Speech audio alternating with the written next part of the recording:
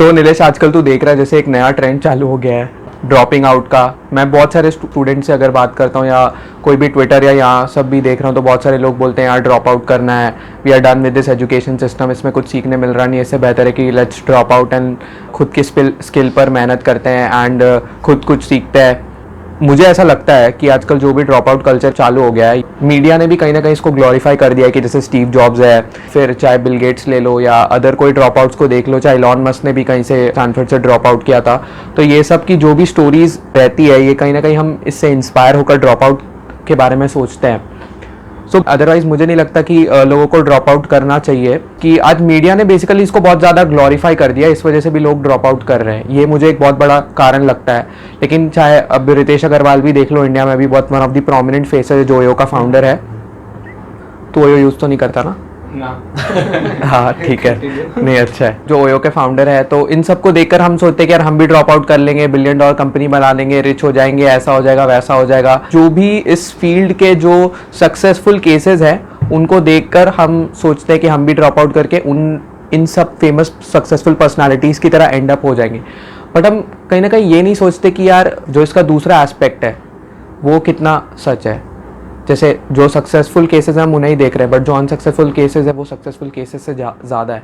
तो तुझे क्या लगता है, what do you have to say about it? Right, वो एक तो है कि ये तो तूने सच बताया कि ड्रॉप आउट केसेस ज़्यादा हो रहे हैं, तो उसका एक रीज़न छोटा ये भी है कि अब एक एरा चेंज हो गया है। पहले एरा था डिग्री का, तो डिग्री के एरा में ऐसा था कि डिग्री के ऊपर जॉब्स बेस्ड थे, मतलब ये डिग्री है तेरे पास तो तेरा ये जॉब होगा। बट आजकल कैसा है कि डिग्री के ऊपर कोई इतना वैल्यू नहीं। जो एक बीकॉम या फिर एक बीएससी जो काम कर सकता है वो बिना डिग्री वाले लोग भी कर सकते हैं। तो एक छोटा रीज़न ये है।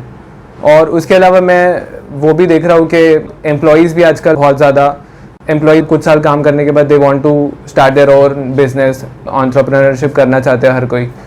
तो ये तो डेफिनेटली है कि लोग छोटा पिक्चर देख रहे हैं, फुल पिक्चर नहीं देख रहे इस चीज़ का कि लोग ड्रॉप आउट हो रहे हैं। और ड्रॉप आउट होने के बाद ऐसे लोगों को लग रहा है कि जो ड्रॉप आउट हो गए वही सक्सेसफुल है।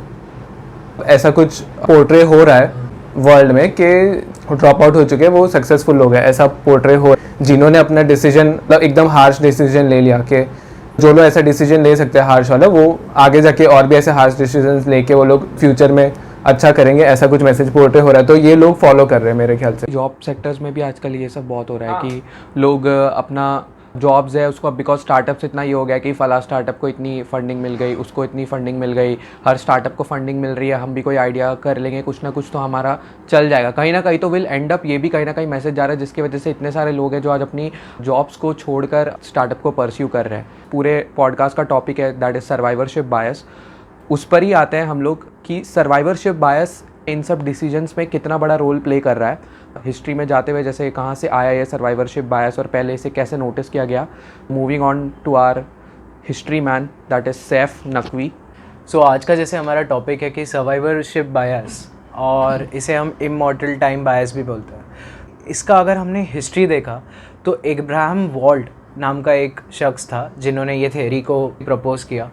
एंड जनरली कैसे होता था यूएस एयरफोर्स में ड्यूरिंग वर्ल्ड वॉर्स, जो भी बॉम्बर प्लेन्स होते थे उनका, जैसे आपको अभी एक स्क्रीन पे एक इमेज आएगा, उसके अकॉर्डिंग जो भी रेड डॉट्स आपको दिख रहे हैं ना, दोज आर ली बुलेट होल्स, बुलेट डैमेज जो भी होते हैं उसका वो एक रिप्रेजेंटेशन या इलस्ट्रेशन है। जो भी टेस्ट पायलट्स होते थे फाइनली एक्सप्लेन करते थे प्लेन्स में प्रोटेक्शन कहाँ होना चाहिए, स्ट्रेंथ कहाँ लगनी चाहिए, वो सारी चीज़ें वहाँ पर वो देख के एक्सप्लेन करते थे।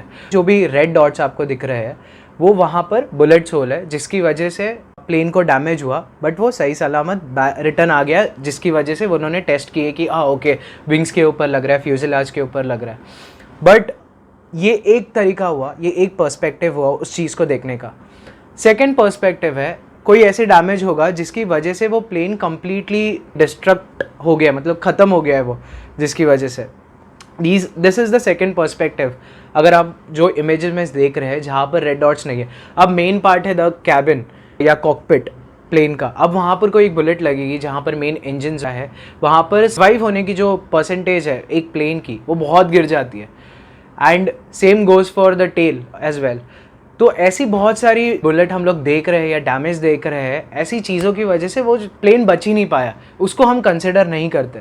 सर्वाइवरशिप बायस को अगर हम सिंपल लैंग्वेज में बताएं तो जो हमारा सैम्पल साइज़ है, for example out of 5 students हमने 3 स्टूडेंट्स को देखा, ओके 3 स्टूडेंट्स के पास सबसे ज़्यादा हाईएस्ट मार्क्स थे।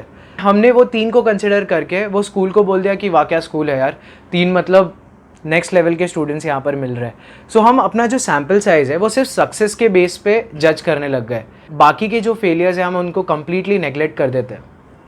Just to add to this, Joseph Banks नाम का एक पैरासाइकोलॉजिस्ट था, उन्होंने एक थ्योरी प्रपोज की थी। उन्होंने क्या किया, 100 सब्जेक्ट्स लिए, ओके 100 सब्जेक्ट्स में वो सब्जेक्ट बोले तो नाम नहीं क्या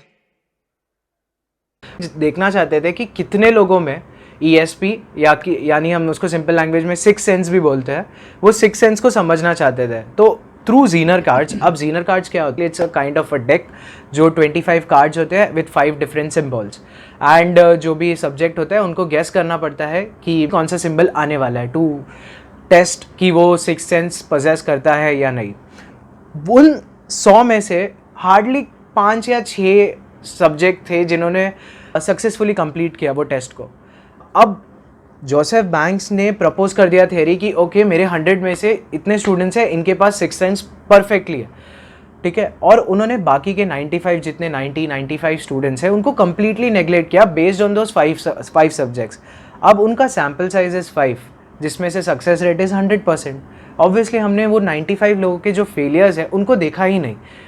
and coming to your point, जहाँ पर हम आज भी देख रहे हैं कि लोग ये सक्सेसफुल ऑटोबायोग्राफीज़ होती है उसको देख आगे बढ़ते हैं, एंड हम लोग भी अपना सक्सेस उनके बेसिस पे जज करने लगते हैं।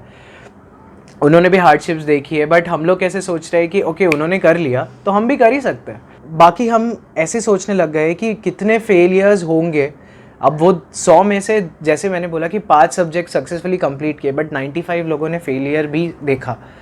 सो I guess this was a brief history कि कैसे सर्वाइवरशिप बायस को लोगों ने एक्सेप्ट किया, एंड लोग आजकल अभी समझ रहे हैं। और मॉडर्न एरा में हम ये थ्रू जॉब स्विच या स्टार्टअप में घुसना या कम्प्लीटली डिफरेंट ड्रॉप आउट करना, ये सारी चीज़ों में हम उसका आज इफ़ेक्ट देख रहे हैं।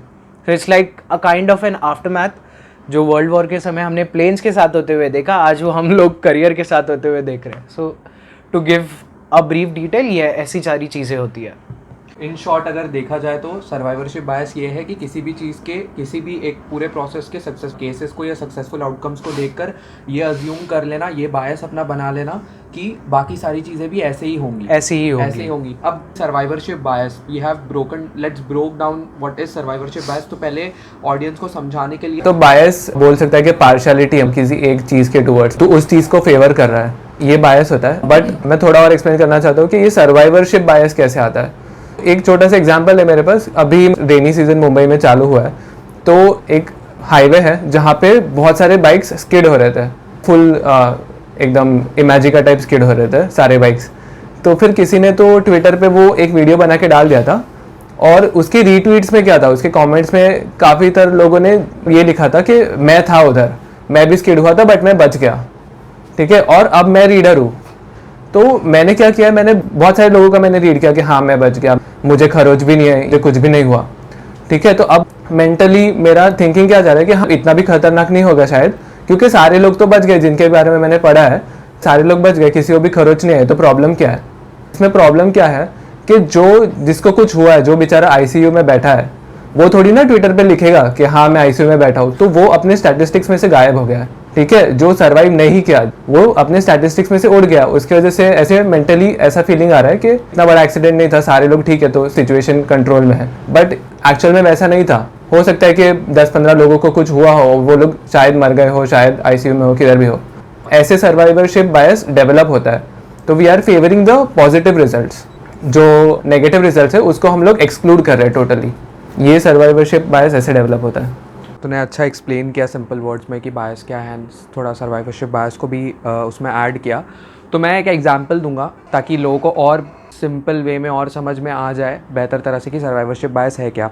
हम सबके फैमिली में कोई ना कोई एक बंदा होता है जो थोड़ा सा ड्रिंकिंग में होता है, स्मोकिंग में होता है, या फिर टोबैको और ये सब खाने में होता है। हम लोग उसे मना करते हैं कि जैसे हमने मना किया होगा, चाहे दोस्तों में भी होगा या कोई फैमिली या डिस्टेंट रिलेटिव्स में भी होगा, कि भाई ये मत करो, तो वो क्या बोलेगा कि अरे वो XYZ अंकल कोई तो करते थे, इतना शराब दारू पीते थे, ये तो गुटखा खाते थे, नशा करते थे, ये करते थे, वो करते थे, उन्हें तो कुछ नहीं हुआ, वो तो 96 साल तक जिए या 90 साल तक, 80 साल तक इतना जिंदा रहे, तो क्या हो जाएगा, कुछ नहीं होता है, ये सब अफवाह है, राइट। ऐसे हमें कहीं ना कहीं लोग ऐसे मिलते हैं हमारे इसमें जो बोलते हैं। तो यहाँ पर वो ये देख रहे हैं कि ठीक है वो एक अंकल बच गए गुटखा खाकर या शराब पीकर, स्मोक करके या दारू पीकर, बट वो उन बाकी सारे अंकल्स को या बाकी सारे और लोगों को और आंटियों को नहीं देख रहे हैं जो कि शराब पीकर या स्मोक कर कर या गुटखा खाकर मर गए। ऐसे लोगों की जो तादाद है वो बहुत ज़्यादा है एज़ कम्पेयर टू उन लोगों के जो सर्वाइव कर गए। बट यहाँ पर हम क्या कर रहे हैं कि कुछ सर्वाइवल केसेस को देख रहे हैं कि नहीं यार वो अंकल बच गए तो मैं भी शराब पी लूँगा, मैं भी स्मोक कर लूँगा, गुटखा खा लूँगा तो मैं भी बच जाऊँगा। But that's not the reality, right. That was one of the examples, very prominent examples. उस टाइप का है थोड़ा। अपने दादाजी लोग बोलते हैं ना, ये देखो ये मेरे टाइम का टेबल है, कितना मजबूत है देखो। बट वो नहीं बताते कि उनके टाइम के बाकी सारे टेबल तो टूट गए, ये एक ही बचा है, और इस एक के बारे में वो बोल रहे कि ये देखो कितना मजबूत है, सबसे मजबूत है, आज भी टिका हुआ है, आज के टेबल इतने अच्छे नहीं आते। बट इन रियलिटी तो 100 दूसरे टेबल से टूट चुके हैं ना, एक ही बचा है खाली। वो स्टार्ट में कौन देगा कि 99 में से एक ही बचा है। आई होप कि बहुत सारे हमारे व्यूअर्स भी लिंक्डइन पर होंगे। मैं आजकल लिंक्डइन ओपन नहीं करता। द मेन रीज़न इज़ सारी सक्सेसफुल वहाँ पर है। अगर आप ओपन करके सुबह देख लो, कोई फेसबुक में लगा हुआ है, कोई किधर लगा हुआ है तो ये कैसे हो रहा है, ये हम उनको जज करके वो चीज़ अपने लाइफ में भी इम्प्लीमेंट करने के लिए देख रहे हैं कि वो बंदा, अभी फॉर एग्जांपल नीलेश है, तो नीलेश मीशो में, अब इसने ये डाल दिया, तो ये भी किसी ना किसी के लिए ऐसा ही होगा ना कि अरे भाई ये देख ये भी सक्सेसफुल हो गया।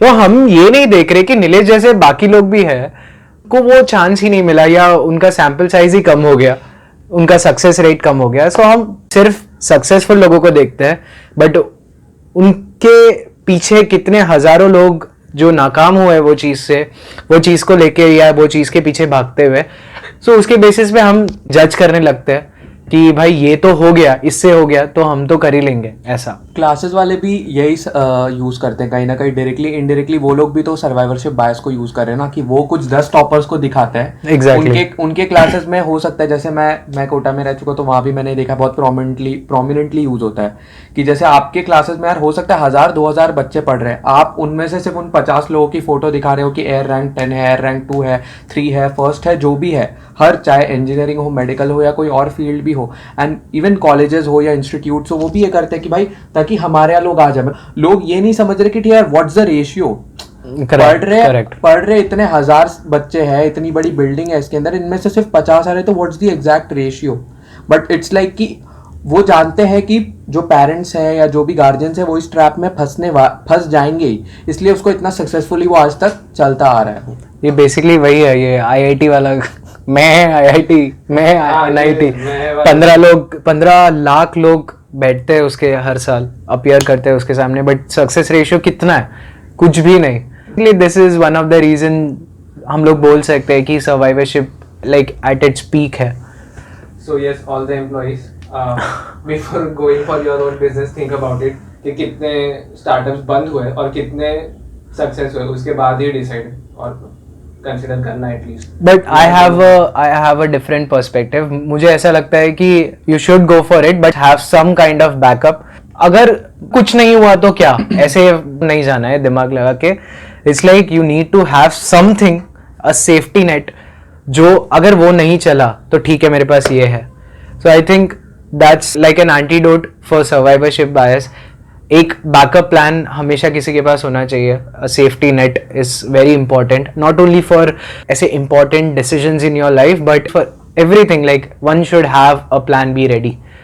सैफ, आई थिंक अभी हमें डिस्कस करना चाहिए कि ये how to avoid survivorship bias. तुझे आइडेंटिफाई कैसे करना है कि तू क्या कर रहा है। तो मुझे लगता है सबसे पहला तो वही है कि पता करो कि आपका सोर्स क्या है, डेटा का सोर्स क्या है आपका। अगर मैं ट्विटर के थ्रेड पे देख रहा हूँ तो वो एक अच्छा सोर्स नहीं हो सकता। मुझे चेक करना होगा, मुझे जाके रास्ते पे जाके वहाँ पे कैमरा से देखना होगा कि कितने लोग गिरे हैं और कितने लोग कितने ईजी गिरे हैं, कितने लोग हार्श गिरे हैं, राइट।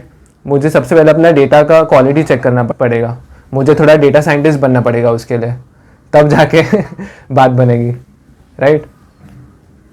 जैसा हम लोग ने आज डिस्कस किया कि सर्वाइवरशिप बायस क्या होता है, बायस क्यों होता है, और तुम लोग ने भी बताया कि जब तक आपके सामने ठीक है, जैसे हम ड्रॉपिंग आउट भी हो गया, हमने ड्रॉपिंग आउट को बस एक रेफरेंस लेकर इसे समझाया है कि ड्रॉप आउट तभी करें जब आपके पास आइदर एक clear crystal clear road map है, आप जानते हैं आप क्या करने वाले हैं। हाँ, अनसर्टेनिटीज तो रहेंगी, बट इट्स लाइक स्टिल आपका जो एटलीस्ट प्लान है वो 80% तो आपको क्लियर है कि हाँ आपको करना है, 80 to 90% कि आप कहाँ जाने वाले हैं, क्या करने वाले हैं, राइट। बाकी 10-20% अनसर्टेनिटीज तो हर जगह रहती है। जैसे कि हमने इसको रेफरेंस रखकर बताया, तो मैं जितने भी व्यूअर्स हैं उनसे ये रिक्वेस्ट करूंगा कि आपने भी अगर अपनी ज़िंदगी में कभी भी सर्वाइवरशिप बायस के अंडर आकर, इस बायस के थ्रू अपने डिसीजन ले लिए हैं बायस होकर, कि आपने सक्सेस केसेस को देखा, तो हमें ज़रूर कमेंट्स करके ज़रूर बताएं। We would love to know, and हम भी और ये प्रेजेंट करना चाहेंगे, लोग जान पाएंगे, लोग मोर अवेयर होकर डिसीजन ले पाएंगे। मेरा कहना ये है, राइट। तो जो भी अपने डिसीजन है वो बताएं, जो भी अपने एक्सपीरियंसेस है वो कमेंट कर ज़रूर बताएं, एंड इस वीडियो को लाइक शेयर एंड सब्सक्राइब ज़रूर कर दें, और बेल आइकन प्रेस कर देना ताकि जब ऐसे ही हम नए वीडियोस डालें तो आपको पता चल जाए। एंड इसके प्रीवियस जो सुसाइड के ऊपर हमने एक बहुत अमेजिंग वीडियो बनाया हुआ है डॉक्टर रोहित सिंह, तो उसे भी जाकर ज़रूर देख लें। Till then take care, stay safe and keep listening to Trace Commerce podcast. Thank you so much.